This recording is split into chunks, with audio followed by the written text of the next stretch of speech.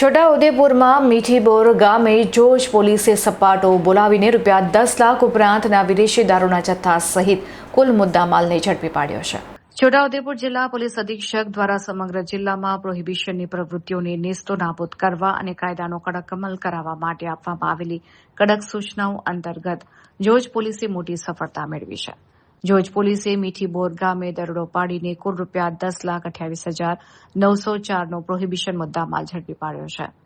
જોજ police સ્ટેશનના police inspector જે.ડી. Vasava તેમજ police sub inspector સહિતનો સ્ટાફ જ્યારે મીઠીબોર આઉટપોસ્ટ વિસ્તારમાં પેટ્રોલિંગમાં હતો તે દરમિયાન એક ચોક્કસ બાતમી મળી હતી. બાતમીના આધારે પોલીસે મીઠીબોર ગામે હાઈસ્કૂલ નજીક રહેતા ભીખાભાઈ હેમસિંગભાઈ ઉર્ફે ભલજીભાઈ રાઠવાના ઘરની બાજુમાં આવેલા પતરાના શેડ નીચે તપાસ હાથ ધરી હતી.